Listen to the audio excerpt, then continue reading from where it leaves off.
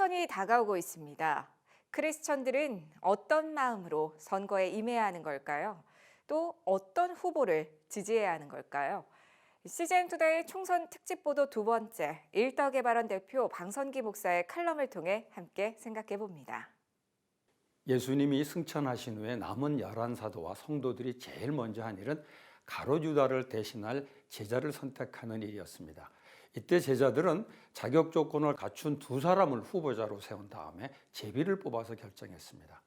주님이 얼마든지 후임 사도를 직접 알려주실 수도 있었을 텐데 그러지 않으셨습니다.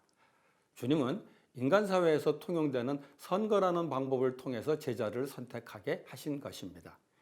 이것은 선거가 하나님의 뜻을 보여주는 통로가 되는 것을 보여줍니다.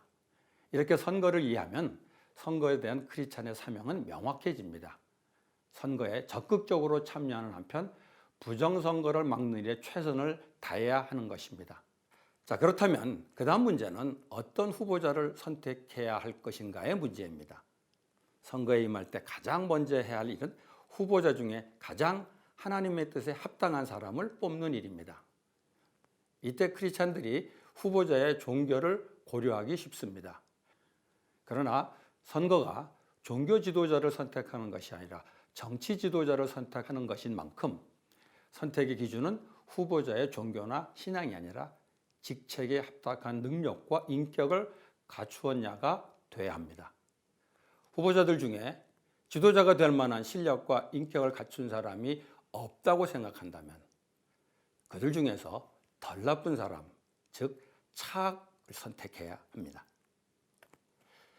현재 우리 사회의 선거는 후보자 개인보다 후보자가 속한 정당을 보고 뽑는 경향이 아주 강합니다.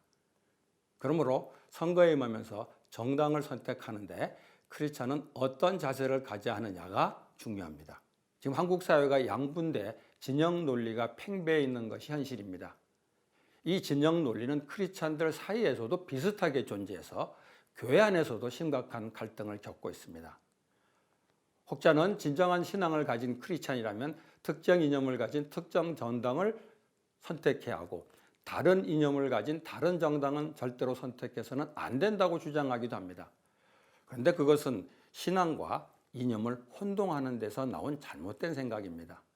세속 사회에 통용되는 이념은 어떤 것이든 진리를 완벽하게 담고 있지 못합니다.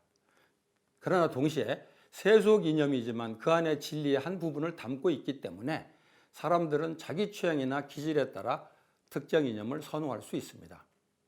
그래서 크리스천들도 자신이 옳다고 생각하는 이념을 따라서 선거에 임할 수 있습니다.